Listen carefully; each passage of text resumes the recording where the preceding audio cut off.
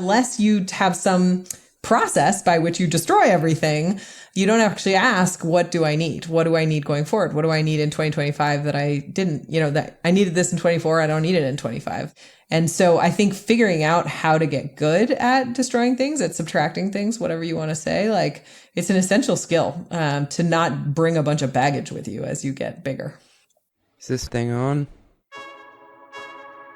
Yesterday's price is not today's price.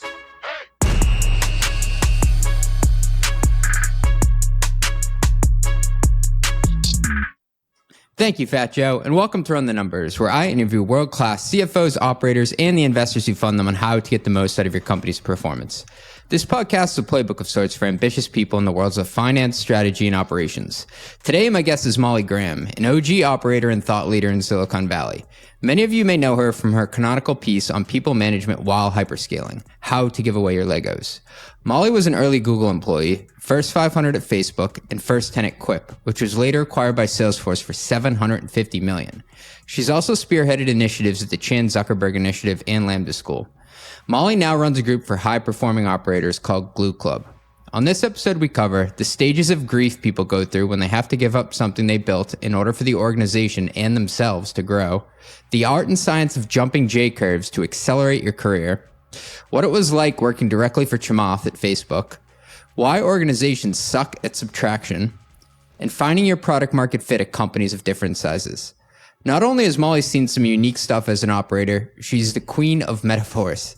I encourage you to check out her Substack, which we'll link to in the show notes. All this and much, much more after a short word from our sponsors. As a SaaS CFO, I know firsthand how difficult it is to prepare your business for funding. It's not enough to simply know your metrics. You need to be able to tell the story of your business.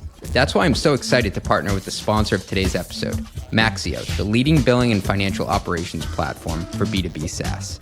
Maxio helps finance teams at top SaaS companies like Chili Piper, Crunchbase, and Stack Overflow get cash in the door faster, automate revenue recognition, and tell their stories with investor-grade metrics. Love it!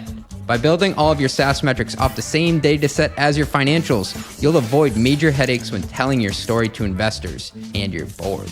So whether you need to get funded, stay funded, or impress your board, aren't we all trying to do that? Visit maxio.com/run the numbers to supercharge your financial operations in 2024. Not only does requesting a demo using the Run the Numbers link help support the podcast, ya boy, you'll also receive a 10% discount on your first year with Maxio. Please do it. It will be awesome. That's maxio.com/run the numbers, MAXI. Financial operations are needlessly complex. Startups have to cobble together a patchwork of tools to reconcile transactions from different sources, work to get a holistic view of cash flow and how it maps to company priorities, and struggle to glean answers from platforms that speak different languages.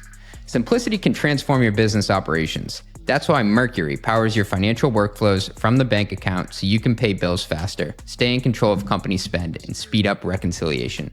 Apply in minutes at mercury.com and join over 100,000 ambitious startups that trust Mercury. I like that. Not just for banking and credit cards, but for the precision, control, and focus they need to transform their financial workflows and perform at their best. Mercury, the art of simplified finances. Mercury is a financial technology company, not a bank. Banking services provided by Choice Financial Group and Evolve Bank and Trust. Members FDIC. I always wanted to do that voice.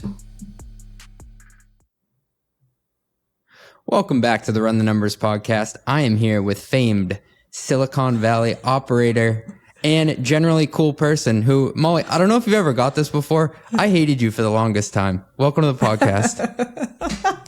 Well, gee, that may be the funniest, I guess, introduction I've ever gotten. And thank you for having me. So I got introduced to you because I had a manager who not once but twice forwarded me your article on giving away your Legos. And so the premise for those of you who haven't read it, we'll include it in the show notes, is basically that as a company gets larger, you have to give up things that your identity is linked to and that you've worked hard to build up over time. And the company has more specific tasks to be done for everybody there, but it's really hard to do.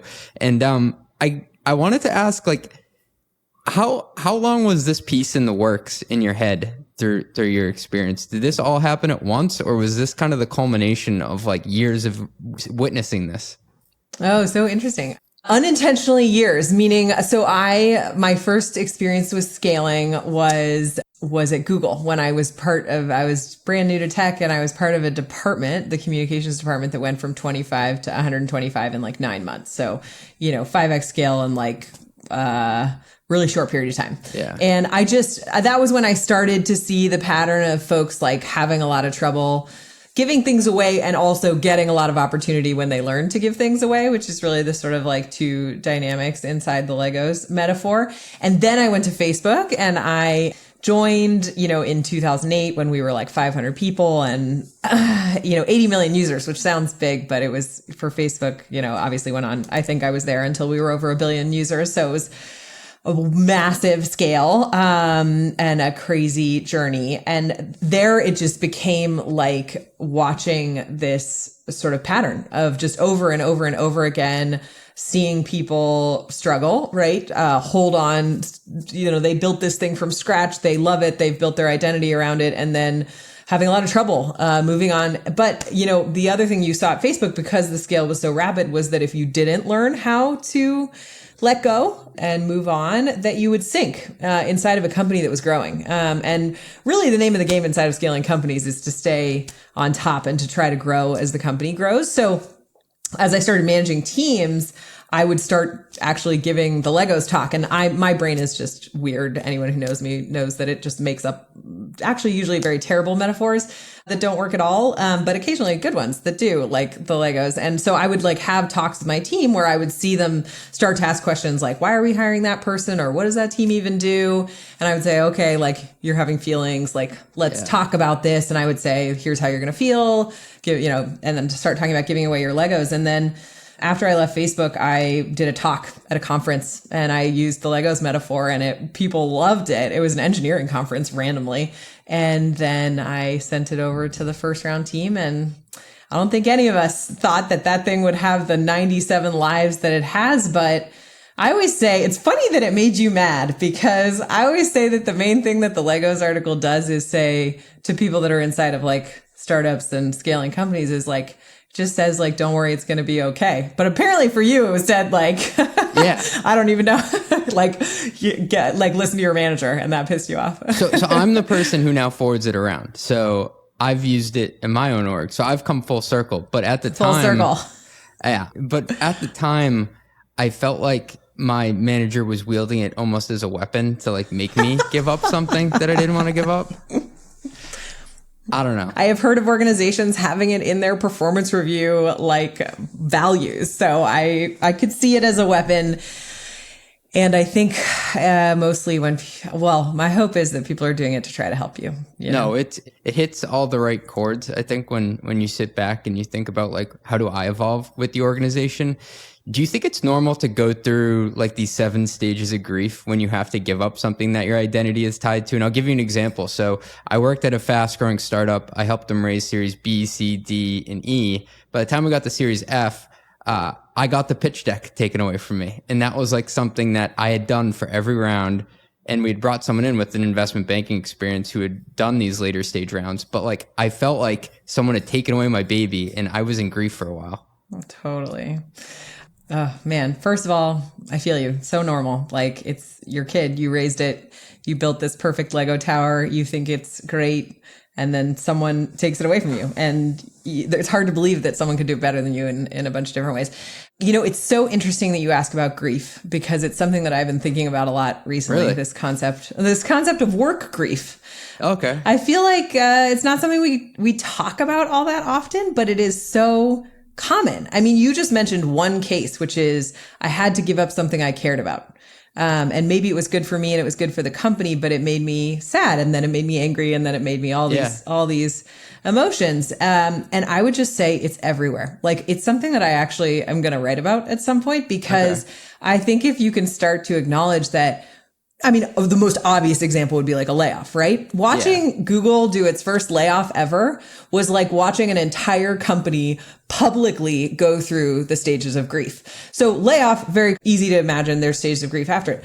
Reorgs, grief, right? Change creates grief. Like it may be good change. Even the case you just mentioned is good change, but still there's like this process of grieving. And I would argue that it like is healthy and good. And we don't often like as operators and leaders, maybe like leave enough space for it. We're like, hey, just move on and get back to work. Whereas sometimes people just need to feel things and they need to be like, I'm sad or I'm angry or I'm frustrated or I'm bargaining or whatever stage you're in. And so first of all, yeah, like I like violently believe that it's normal and that in a lot of ways it should be supported.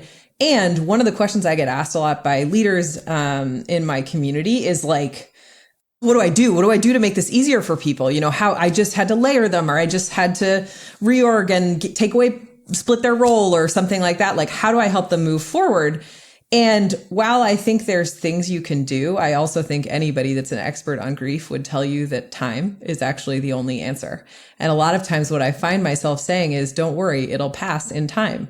And I'm guessing that with your pitch deck example, at some point you realized that it was okay and that it was maybe a good thing that somebody else was doing the pitch deck, but I don't know. Yeah, I think I eventually got to that point. You got to acceptance eventually? I'm thinking of like this one distinct moment that I remember. We were driving in the car and there was this like strategy and ops deck that I was trying to get out. And this is like I have no idea why I'm coming up with this very like, this microcosm of a moment from so long ago. But remember I had my wife drive and it was a Friday night and it was like 9:30 PM and I'm working like off of my phone's Wi-Fi to finish this deck that at the time I thought like the world was going to collapse if I didn't finish it. But now today, 5 years later, Molly, I can't tell you what quarter of the year it was. I couldn't tell you what the deck was about, but I was working on it so hard because I was afraid it was going to get taken away from me if I didn't finish it. And looking back, I'm like, why was that? Why did it feel like that was everything to me at that moment? Oh, man. This is the deep side of work, you know? Yeah. But I was reading a book recently about dying, actually. It's something I've become kind of interested in recently. And there was this sentence that said, everything in life is driven by either love or fear. Ooh. And I've been thinking about it a ton because I think that fear is such an interesting driver at work. Yeah. Do we do things out of joy or out of fear? Do we do them out of love or out of fear? And sometimes I think the early part of your career, a lot of it is fear. A lot of it is fear that you're not good enough, fear that someone's going to figure out that you shouldn't be doing the thing, fear that things are going to be taken away. Like, yeah. I think that's real, you know? I go back to the Michael Scott quote. I want people to love me so much they fear how much they love me. Well, we can have a longer conversation about that. But I probably butchered that quote. But it is interesting how people will tie their identity to things. And then once you give it up, it is kind of freeing in a way. Once you get to that point, move on to the next thing. Absolutely. No, I mean, I think there's an interesting thing that happens as you get more senior and you see more stuff. And I would say senior maybe isn't the thing, but sometimes it's just years of experience. Yeah. I remember we were going through something kind of traumatic and I honestly cannot remember what it was at the last company I worked at. And somebody that worked for me said to me, you seem so calm. Like, why are you calm? And I was like, to be honest, it's because I know this is not a big deal. Like, I know that it's stressful and I know that, you know, it's hard for us right now, but I also just like know that we're going to get through it and we'll figure it out. And also like, what's the worst that can happen? Like, I think one of the interesting things, like if you've ever worked with someone in the military, like they served in the military or whatever, they just bring a different level to work where they're like, nobody's shooting at me. No one's going to die. Like, no, you know, what is the highest risk thing that could happen here? And I feel like having a relative sense of that, like being able to ask that question, what's the worst thing that could happen? Like when you're junior, you're like, the world will end or when you're earlier in your career, you think the world will end if someone takes the PowerPoint away from you. And as you get further along, you're like, take the PowerPoint, you know, like sounds good. So I do think some of that letting go and just having a little bit more of a perspective comes with seeing this shit happen over and over again. Can I swear? Is that okay? Yeah, of course. Okay, great. Hell yeah. There is this saying that like the worst thing that's ever happened to you is the worst thing that's ever happened to you. So like I have a baby that's 4 months. You were saying you have a kid that's 2 months, and they scream like it's literally the end of the world when they need milk, but it's because nothing worse has ever happened to them. So from their perspective, it truly is the worst thing that's ever happened. This may come off completely tone deaf, but I wonder if there is a bit of solace in like in someone having gone through a layoff. I bet at the time it's terrible, but looking back when you're in your next role, you kind of look at like, well, what's the downside case of, I don't know, comparability to whatever I'm going through? Yeah, well, there's you saying that reminds me. So I, along many moons ago, was a wilderness instructor for a school that led long wilderness trips all over the world. And we had to do medical training as part of that. And so I have this certification that's called a wilderness first responder. And they teach you how to assess patients and basically figure out if you need to evacuate them or not. And one of the things you do is say, if someone's screaming in pain and whatever, you say, okay, where's your pain on a scale? Doctors have done this to you. Where's your pain on a scale of 1 to 10? And you say, okay, it's a 7. The next thing they train you to say is, what's your 10? Basically, what's the worst pain you've ever felt? Because if you've never broken a bone, if you've never given birth to a child, if you've never had a root canal, whatever version of terrible pain whatever your 10 is, if your 10 is like I stubbed my toe, then like a 7 is a relatively different thing than if you've given birth to a child or whatever. It reframes it all. Yeah. Yeah. So I do think what's your 10 is is an important question to ask. And as time goes on in career and in life, the sense of what 10 is changes. And, layoffs are a great example of something that's extremely traumatic as a leader, right? As a leader, like one of the things I talk about with CEOs or operators that are doing their first layoffs is like, you have to handle your grief first, right? You have to go through grieving the fact that you have to do this, the fact that you aren't building the company you thought you were building or whatever. And then you're going to be able to handle everybody else's grief, and help them through it. But yeah, layoffs are traumatic. And the second one you do is dramatically less hard than the first, and so on and so forth. There was this video, and I don't remember what company it was at, but I remember it vividly. It was like this middle-aged white guy who was in like khaki pants for some reason. And everyone was screen recording him doing the layoff. And he was like crying very emotionally on it. But he was making it about him and talking about how it was the hardest thing he had ever done. And people were saying, this is so tone deaf. You're like going through your grief of having to do the layoff rather than thinking about us at the time. And I'd never thought about it from that angle, that you have to go through, like, you can't bring that to the table when it's the other person's turn. Right. I mean, I think first, it is important to acknowledge you have your own grief as a leader, even if you're the person that's staying. Actually, I would say stayers, which is the folks that you don't lay off, like have their own form of grief too. But as a leader, like you have your grief and that is all legitimate and valid and you need to handle it. And you do not need to, like, the people to be talking about it with is not your company and definitely not the people you're laying off, because you are traumatizing their lives and you are screwing their families because you made bad business decisions. You know what I mean? But so like your grief is valid and there's a time and a place for it is probably the right answer there. Hey, thanks for listening. We'll be right back after a word from our sponsors. Quick math: the less your business spends on operations, on multiple systems, on delivering your product or service, the more margin you have and the more money you keep. That's the goal, isn't it? But with higher expenses on materials, employees, distribution, and borrowing, everything costs more. Yesterday's price is not today's price. So to reduce costs and headaches, smart businesses are graduating to Netsuite by Oracle. Netsuite is the #1 cloud financial system, bringing accounting, financial management, inventory, HR into one platform and one source of truth. With Netsuite, you reduce IT costs because NetSuite lives in the cloud with no hardware required. Access from anywhere. You cut the cost of maintaining multiple systems because you've got one unified business management suite. You improve efficiency by bringing all your major business processes into one platform, slashing manual tasks and errors. Over 37,000 companies, wow, that's a lot of customers, have already made the move. So do the math. See how you'll profit with NetSuite. And back by popular demand, NetSuite has extended its one-of-a-kind flexible financing program for a few more weeks. Head to netsuite.com/metrics. That is netsuite.com/metrics. Ooh, yeah, you know your boy loves some metrics. That's netsuite.com/metrics. Please do it, guys. I really need this. I want to shift to a potentially more positive topic. I don't think this has anything to do with death or layoffs in it, but one of my favorite pieces that you've written, Molly, is about J-curves and jumping from one to the next. For the benefit of the audience, can you explain conceptually how that works? Yeah, for sure. I'll do it by telling the story of the time I was introduced to it. So my first couple years at Facebook, I worked in HR. I helped build a lot of the like big people systems there. And then this guy who's relatively well known in the tech industry, Chamath, came to me and said, I want you to come work for me. And I said, doing what? And he gave me several options, but one of them was to come help him build a mobile phone. And I was like, why are we building a phone? I was like, that's insane. And it took me a while to both understand why we were doing that and believe that it was real.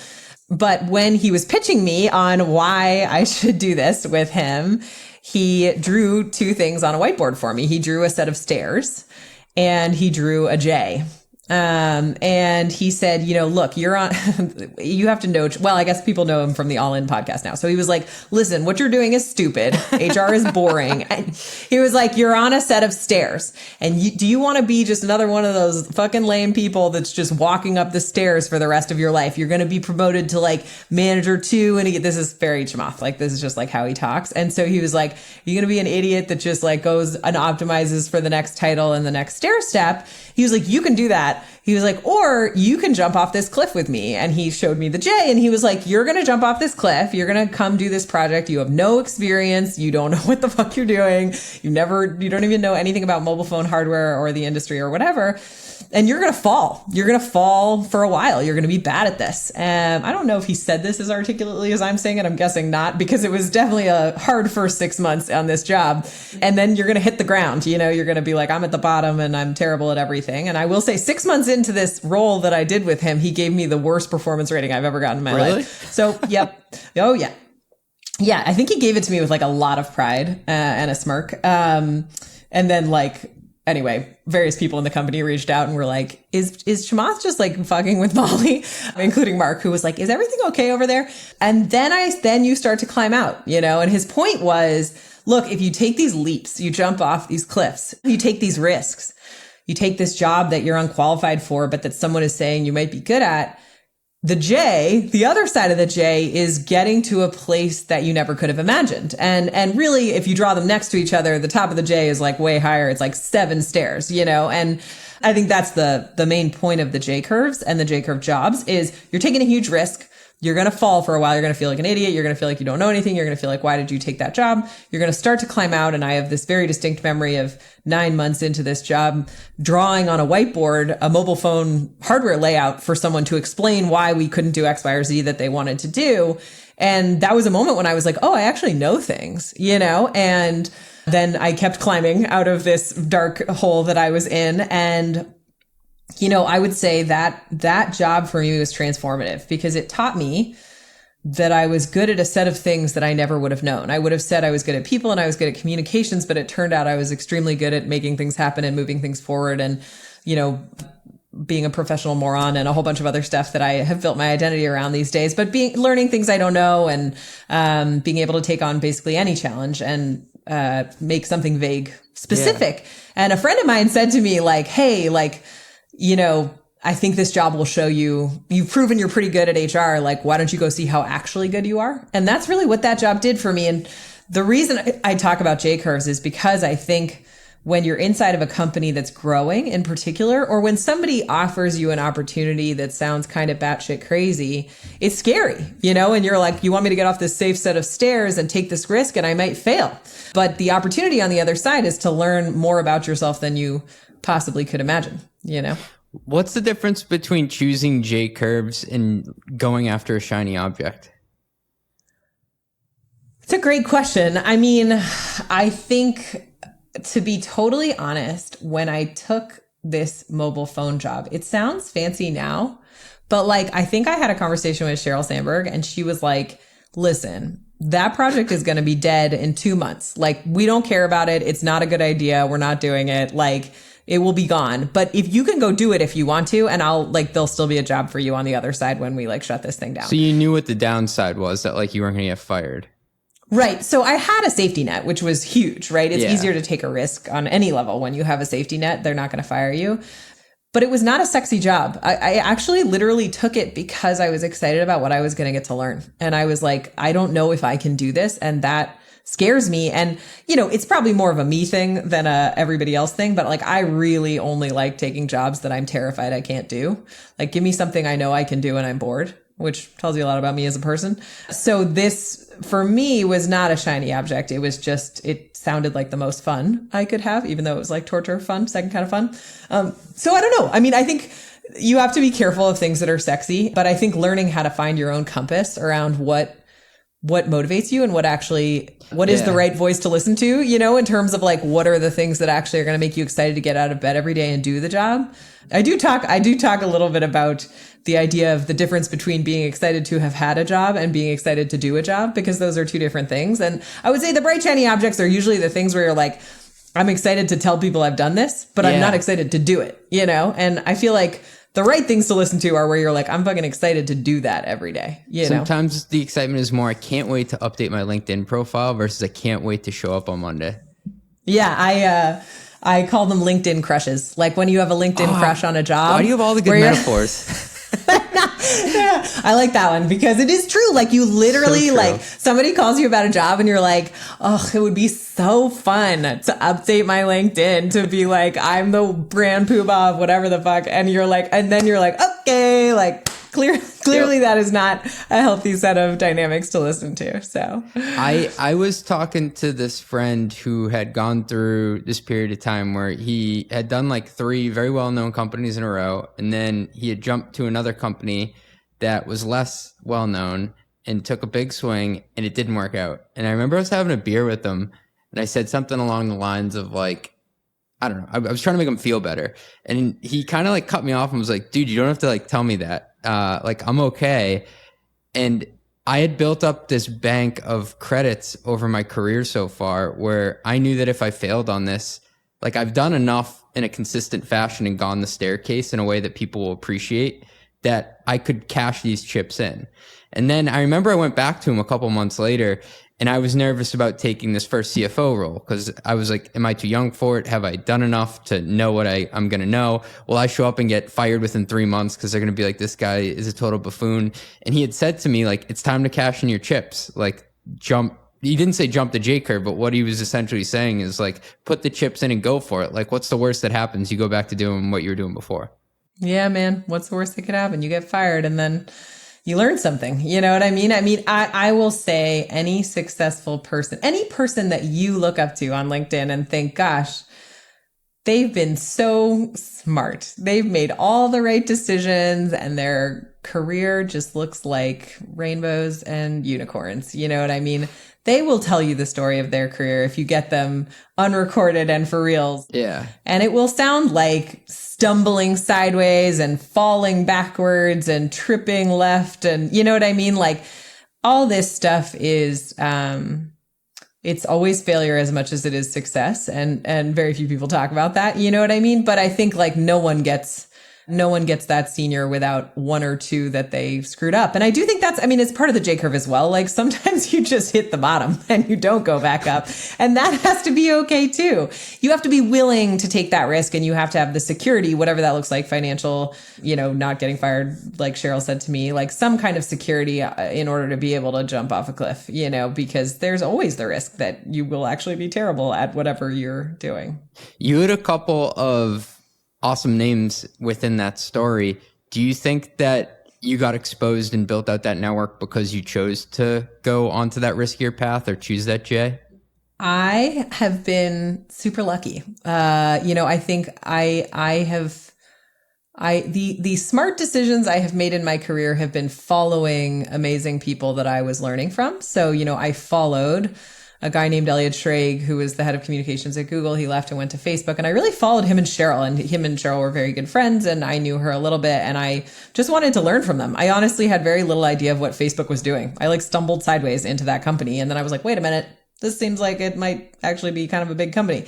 And then I got to go on the ride of a lifetime. And I stumbled into working for Chamath, and I had 2 managers after him on that phone project, and both of them are incredible humans. One of them was Brett Taylor, who I then he left and founded Quip, and I followed him, So I think I got exposure to those people because I was early at Facebook more than anything. And then, yeah, probably because I was willing to take a risk and, do hard things. But I would just say, a lot of folks were there, and when it's a 500 person company or 1,000 person company, you kind of know everyone. And so, I think the only thing that I have done and gotten good at over time is just building and maintaining relationships with people. And so, I think that's probably the other piece of it, is just learning how to have real relationships with people, not just transactional ones, so that over time you help them and they help you.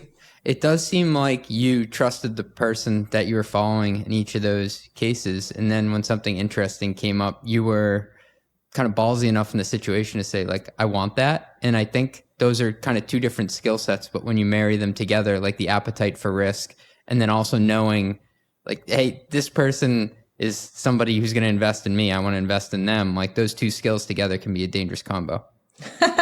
Yeah. Well, what I say is, like, it's 50% luck, right?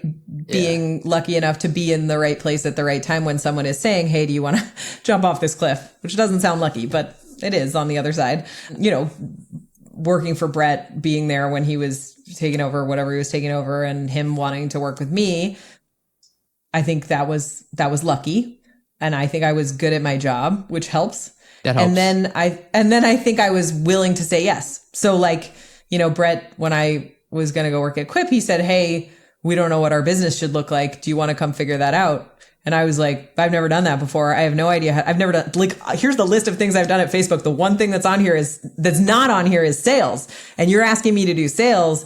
Like, are we cool with the fact that I, like, have no idea what I'm doing and I'm going to make a bunch of mistakes? And he was like, yeah, totally. Like, that's what I want. I want someone that's going to come learn with me. And so, and I was lucky enough that he wanted to work with me again, and maybe dumb enough to just say, yeah, totally. Let's go learn how to build a SaaS company together, even though neither of us knows what we're doing. So. Yeah. I get inundated with questions because of the newsletter and on LinkedIn by people who are in FP&A roles, and finance people follow a very traditional path. It's like, I'll be an analyst and a senior analyst, and then a manager, then a senior manager on the road to, like, CFO. And I think a lot of them kind of spot these J curves or these opportunities to accelerate their career, but it feels like they're taking a step off this staircase that they've invested so much in.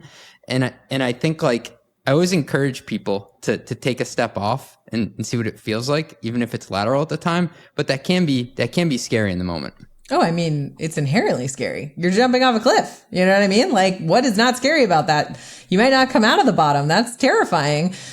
I guess, like, first of all, let me just say, a financial skill set and background is one of the most valuable things you can have in the world as an operator. To understand how to look at a business, understand its unit economics, think through the financials of a problem, to be able to take that skill set and do other things with it is actually a superpower. There is not that many operational CFOs in the world that can help a CEO run a business.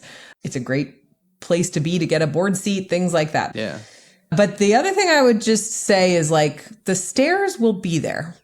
Oh, that's good.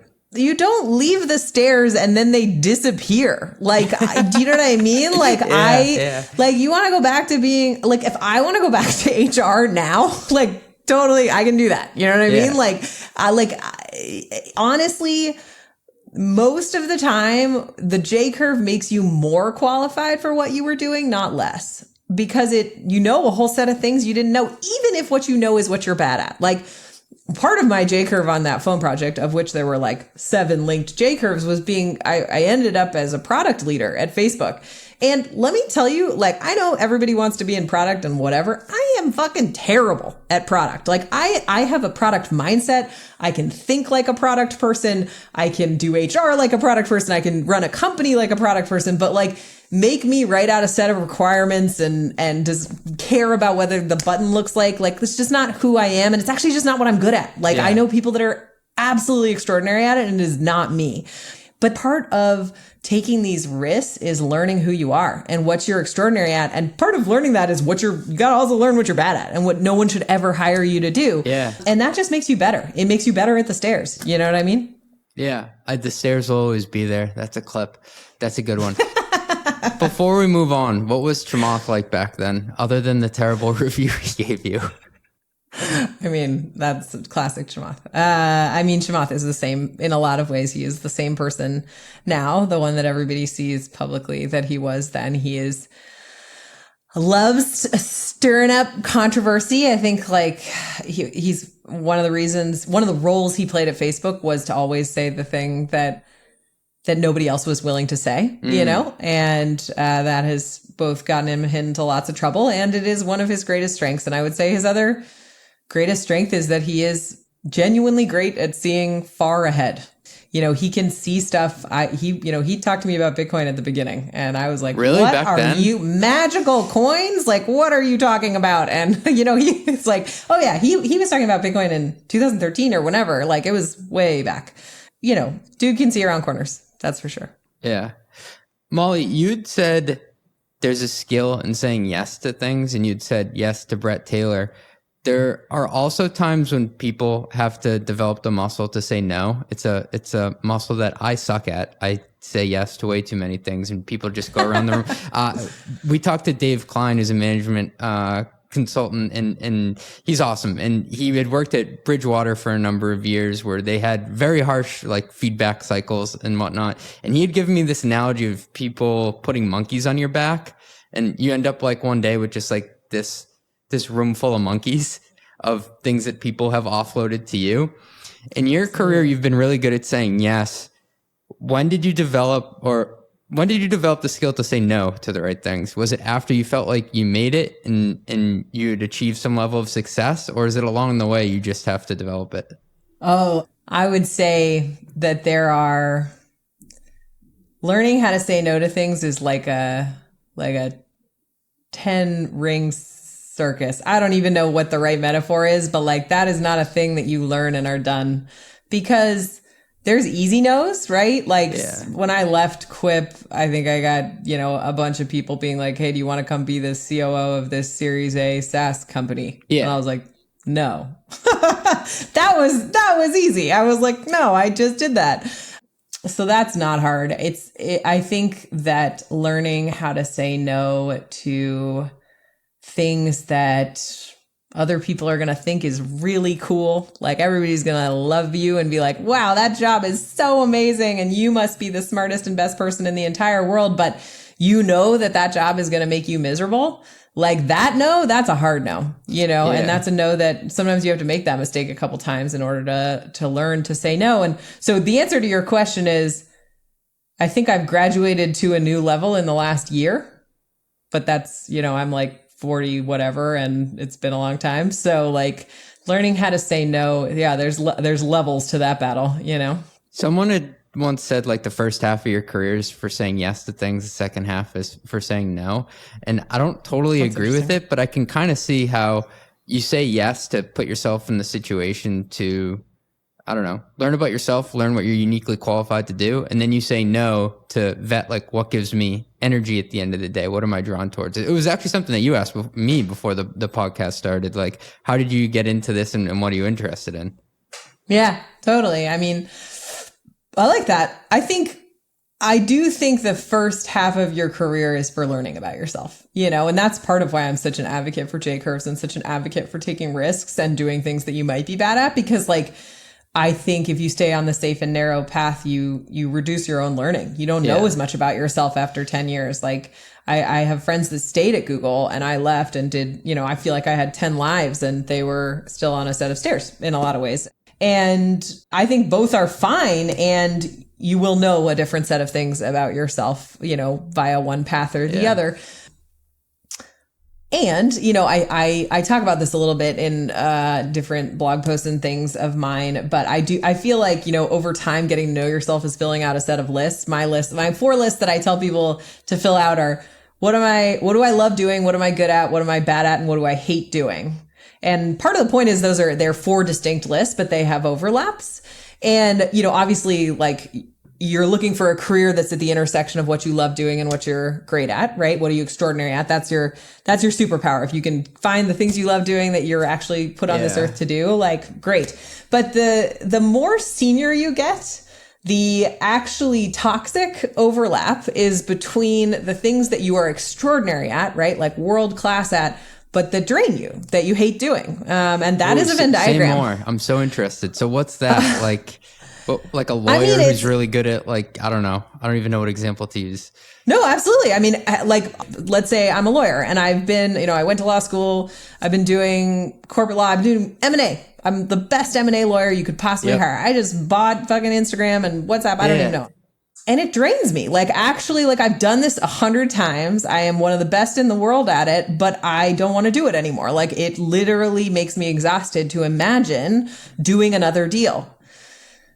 And I'm getting offered the fanciest and best jobs of my life, right? Like, come be the head of M&A everywhere and their mother. So when they offer you the most money too, at that point. Absolutely. Absolutely. And everyone will have a LinkedIn crush on you and your job, right? Like, you're the head of M&A at, you know, all the fancy companies, whatever, but you will be drained and your family will be worse off for it. And, you know, you have to know yourself well enough to know to say no to those jobs, right? You have to be strong enough. And those are the hard no's, right? Those are the no's that are exhausting, because people that don't know you are like, you turned down that job. Right. And people that know you, like, I remember a couple of years ago, like, I turned down a job. And basically, like, everyone that didn't know me that well, that hadn't been with me on a variety of journeys, was like, yes, immediately say yes to that job. And my best friend, my husband, and my coach were like, absolutely do not take that job. Like, if you take it, I will personally murder you. And I was like, okay, well. But they knew you'd be good at it, is what you're saying. Oh, yeah. I mean, but you wouldn't like it. Yeah, exactly. Huh. Wow. I've seen it. It's the 4 circles that overlap. Because I think that is, they don't teach you in college how to investigate finding where that overlap is. You just kind of march towards something that was written on a board on freshman year, and you try to get to senior year. But like, when I look back at my career, I had no idea where I would have even ended up in 10 years. Yeah. I mean, I think college, like, I mean, something about American education and society, I honestly think Europe is worse. You're supposed to know things. You're supposed to have answers. You're supposed to show up as a freshman and know what you want to major in. And somehow you're supposed to choose to major in something, and then that's supposed to decide the rest of your life. And I do feel like there's a huge amount of anxiety if you talk to kids that are in college about, like, I don't know, and that's a problem. And what, you know, I wrote an article, really directed at myself, 20 years ago, coming out of college, that was like, it's okay to not know. Not only is it okay, it's actually good. Like, go fucking on a journey. You know what I mean? Like, go on an adventure and figure out what you love, because there's nothing worse than deciding you want to be a doctor when you're 14, like going pre-med, then going to medical school, then going to, going to residency, whatever, getting out the other side of it and being like, I hate being a doctor, and having like $1 million in student debt. So like, if you're not sure, like, go take the adventure before you decide, because the adventure is what teaches you who you are, and that's not something that our like education system is conditioned to tell people. We think we're supposed to know the answer. But I majored in I majored in African history. Okay, so I was saving that. I wanted to ask you about that. That wasn't a typo, right? No. Wow. Yeah. And your first job out of school was what? It was leading wilderness trips all over the world. All right, that checks out. Okay, cool. Well, no, I mean, I'm the epitome of stumbling sideways into things, but I followed what I was interested in. I spent my study abroad year living in Cameroon and Central Africa, and I wrote my senior thesis on Cameroon. And then I graduated and went to be an instructor for Knowles. Again, stumbled sideways into that. And, then I got a job at a nonprofit in New York and somehow ended up at Google after that. And all of this is just really mostly luck in a bunch of different ways. But I think like there's nothing linear about literally anything I've ever done. And the only thing, when you look back, if you know me well enough, like you can see why I did the things I did and how one thing led to another. But I think the most fun careers and the most fun lives are not linear. They're an adventure. One of my favorite pieces that you've written was about why organizations are bad at subtraction. So it's not just like individual people that suck at saying no, it's organizations. And you had this quote, and it was, we have this meeting, it's got 30 people in it. It started because we needed to coordinate across departments, and then we just kept adding people. And now it's like this weird 30-person stand-up every week. I'm not sure we need it anymore, but I'm nervous to be the one to say, what if we stop doing this? This sounds like the story of my life with a lot of meetings where people just keep like adding a different person because that week it was tangentially related to like Jessica in that department. And then you end up with like this weird quasi mix of people where you're not really sure like why everybody's there. I guess the question is, what do you do in that scenario? Because it sounds like you know my pain. Are you supposed to be the Chamath in the room who stands up and says, like, why are we still doing this? First of all, absolutely. You should always ask why. I mean, I think that's one of the rules of startups is that, like one of the craziest things about being inside these companies is that it's like trying to build a house over and over and over again. This is, probably a Legos metaphor, but you have to destroy things in order to create them. And you're going to build it wrong, a couple times. And it's going to grow. Let's say like Facebook, right? We went from 80 million users to 1 billion users in 5 years. Like some of the shit you build at the beginning is not going to work. And that happens faster and faster, depending on how fast you're growing. So the act of destruction is actually an act of regeneration, right? It's an act of what do we need now? Why are we still having this meeting? Like, could this be an email is a great question. But I think that it's actually something a CEO said to me who runs a large public company is he was like, it's just amazing how bad we are at subtraction.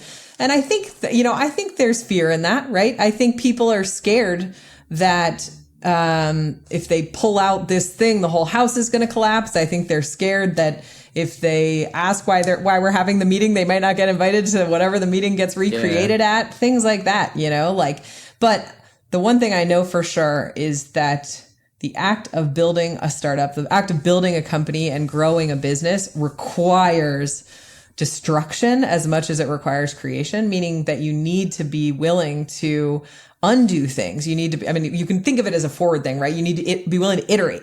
You're never going to make a process and then it's going to work 6 months later. That's just not how it works when you're growing. So part of learning to operate inside these companies is learning that that's normal and that actually everything needs to be reconstituted every 6 to 12 months. I think I mentioned in that article the concept of calendar bankruptcy, which is not something I came up with, but it's just the idea of wiping your calendar every, December is a great time to do it. So just you wipe your calendar because there's all these meetings that are on there and they just are sitting there, and unless you have some process by which you destroy everything, you don't actually ask, what do I need? What do I need going forward? What do I need in 2025 that I didn't, that I needed this in 24, I don't need it in 25. And so I think figuring out how to get good at destroying things, at subtracting things, whatever you want to say, it's an essential skill to not bring a bunch of baggage with you as you get bigger. What has always held me back, and I always have to get over when I cancel a meeting, is I'm worried I'm signaling to this person that I don't value meeting with them or value their time. And it's not true. It's just that I don't feel like we have to meet every Wednesday for an hour anymore. Do you ever get better at that over time to feel like you're not hurting someone's feelings? Well, I think that's a whole therapy session right there. But I think there's their time. I think there's your time. And then I think there's what's good for the company. And if you keep the meeting because you don't want them to feel bad, then what you're saying is their time is more valuable than your time. And if somebody's hurt by you canceling a meeting or not having a one-on-one with them anymore, there's a whole different set of things going on for them. That can't be how they get their validation. So I think making it normal that you are changing the way you manage your calendar, that you have to refactor how you spend your time, and that how you spend your time matters as a leader is really important. And I would say it is impossible to run a company and not hurt people's feelings. You always hurt people's feelings when you run companies and teams. And so it's something you just have to get comfortable with as a leader. It's very uncomfortable for me. I'm someone I'm a people pleaser. I'm an Enneagram type 2. I like helping people. It's part of why it's hard for me to say no to things. But it's something you have to learn how to do, because otherwise you're just giving away your time. You know what I mean? And you're giving away the most important and valuable thing you have, which is choosing how you spend your time. I hit a breaking point within the last 3 months where I felt like I was getting pulled into every meeting to help make decisions that other people could make. And so I said, hey, I'm not able to even do the work that I need to do to prepare for meetings. So from now on, I'm not going to take any meetings before 11 a.m. And it felt really radical at the time, but looking at it, it didn't really upset my schedule all that much. I still get all the meetings that I need to get done at the appropriate times, but I felt like I was putting a stake in the ground, and there was something freeing about it. Yeah. I recently was on maternity leave, and because I run my own companies now, maternity leave looked more like working less versus not working. And my coach, I was saying, I'm just going to constrain my time and I'll do this. And she said, why don't you think of it as compressing your time versus constraining it? And it's been really interesting because I basically compressed my time down to 2.5 days. And it's not even that, it's probably 12 hours. And I'm doing all the same things I was doing before. And it turns out, I know this, but it was just this amazing lesson that things will fill the time you give them, right? Like, oh, it's Parkinson's law, yeah, I think. I'm sure. Things will expand to fill up whatever time space you give them. Yeah, them. totally. And it's like, so I think time compression is actually like a really powerful and interesting skill as a leader. And it obviously depends on like where you are in the organization, because at different levels, you have different amounts of control over your time, right? The CEO drops a meeting on your calendar. It's hard to be like, sorry, I'm compressing my time. But like, people always say this when they have kids, like you get way more efficient because you just have less time. Like that is definitely true. And there's lots of different ways to run that experiment, Yeah. Molly, we've talked about saying no, but like part of the concept is also doing more with less, I think, and not just saying yes to like every headcount request, every project that people want to work on, because we saw a time period where you could work on pretty much anything you wanted to and it would get greenlit. Do you think we now have a generation of leaders who know more how to hire, but like have never had to build the skill set of how to do more with less, or even to fire when it's necessary?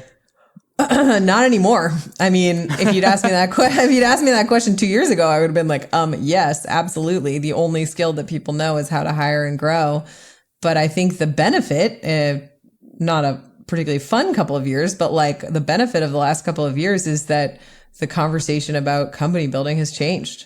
And that founders and investors are focused on reasonable growth and profitable growth and things that they honestly should have been focused on 3 years ago, but just weren't because of a variety of dynamics that went on. So the benefit of the downturn is I do think that we have a much healthier starting place for talking about company building. I feel like I don't think I was alone in this, but I felt very lonely in going around to organizations being like, stop growing. Like you are growing too fast and you are going to end up firing a bunch of these people. And then, lo and behold, whatever happened. But now I think people have learned probably the most important lesson, which is that it is as important to know how to hire people as it is to know how to fire them. I should say that the other way around. It's as important to know how to fire people as it is to know how to hire them. Because I always say, like, I'm really good at recruiting. I consider executive recruiting one of my best skills. And I am right half the time. Like I am still wrong a lot. Wow, that's an honest assessment. I feel like leaders don't say that, but I've always thought like certain leaders, I'm like, dude, you're right like 1/3 of the time over here. Yeah, dude. There's a guy, I'll find the article. There's a guy that literally is an executive recruiter that's used exactly the same number. And I was like, fucking great. Yeah, 50%, man. 50-50, yeah. Anybody that tells you that they're better than that is lying. Yeah. Or they're bad at firing people. Like totally honestly. They've never had to face their mistakes. So like hiring is betting. You're getting information and you're making an educated bet about who you think is right for the business and the team at the time. And you're going to be wrong. So the idea, if you go into it being like, I'm 100% right, then you never think, what am I going to do if I'm wrong? If you go into it thinking I have a 1 in 2 shot of making this right, then you have to always be asking the question, what am I going to do if I'm wrong? And that means you have to have a plan. How am I going to know if this person is on track or off track? How am I going to assess that? How am I going to have that conversation with them? And how am I going to fix it if I'm wrong? That is how hiring should be done. Hiring should be, I am making a bet and I am as likely to be right as wrong. I'm doing my best and I am going to fix it as fast as I can if I am wrong. Yeah. And you deal with a lot of operators and high performing founders with Glue Club. What's some of the advice that you give them when they're in these pivotal decisions of who I should hire?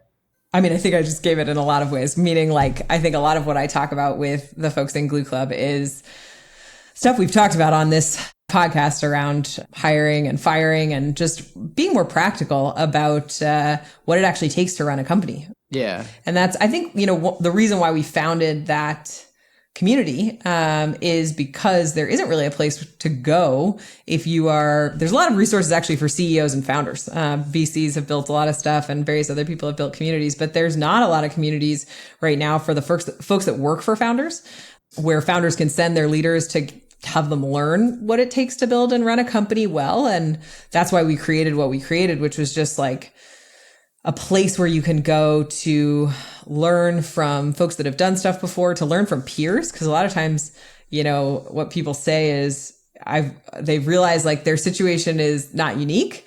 It might have unique elements to it, but people have been through it 100 times. So to have a community that you can learn from and just talk to, I think is really invaluable. And so we talk about all this stuff. We talk about the fact that you're right half the time. So what does that mean for your hiring process? Should it have 7 assessments and a committee that people have to perform in front of? Maybe not, but I think it's important to have a place where you can actually talk about what does good look like.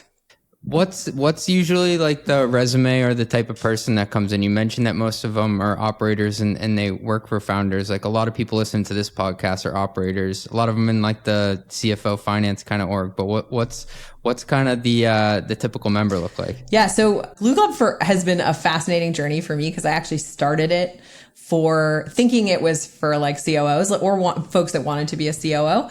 And then a lot of different folks showed up. And we've realized that who it's for is folks that are people that are leading startups.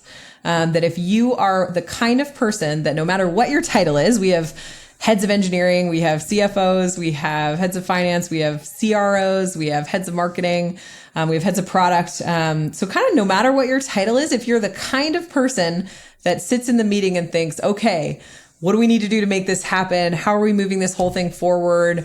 How does this all fit together? What do people need to know? If those are the kinds of questions that you ask, then we're building a community where you belong and where you can learn and grow. So it doesn't have a title. It more has a little bit of a seniority. So we typically look for folks that have about 10 years of experience that are sort of leaders already in some fashion or another in their company.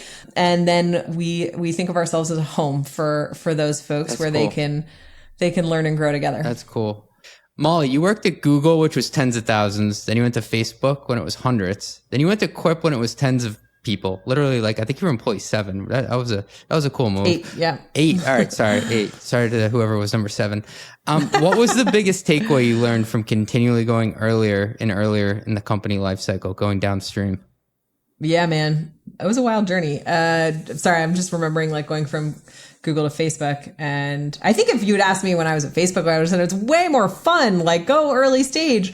And then I went from Facebook to Quip. And I think the way I would answer your question, what was my biggest takeaway? Like, did you find like your own product market fit? Was there like one stage that felt better to you? Because for me, when it's like 150 people, I'm like, oh, this feels like home.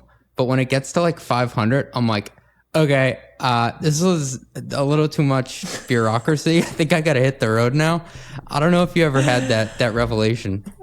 Yeah, absolutely.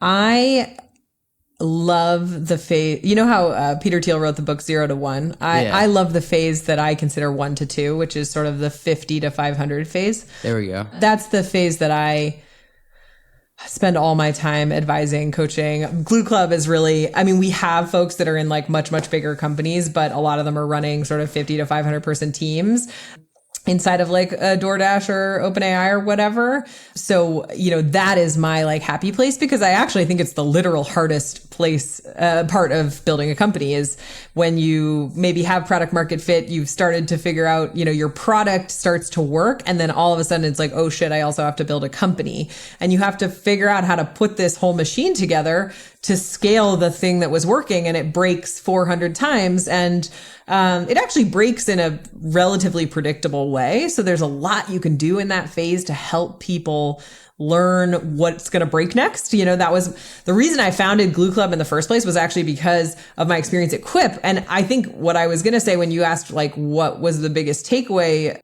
from going earlier and earlier is like the things that you think are hard are not the things that are actually hard. Like I went to Quip and I was like, oh, I think I'm going to work a lot and it'll be stressful. And then it was actually empty. I was like, it was like lonely and it was quiet at times. And I was just like, what is actually happening? You know? And so I feel like one of the most fun things for me has been to work with people in that sort of like 50 to 500 employee stage, like let's call it 1 to 100 million in revenue stage, because it is actually somewhat predictable what is hard and what is going to break. But if you're going through that for the first time or even the second time, sometimes the fifth time, it still feels like a giant goat rodeo.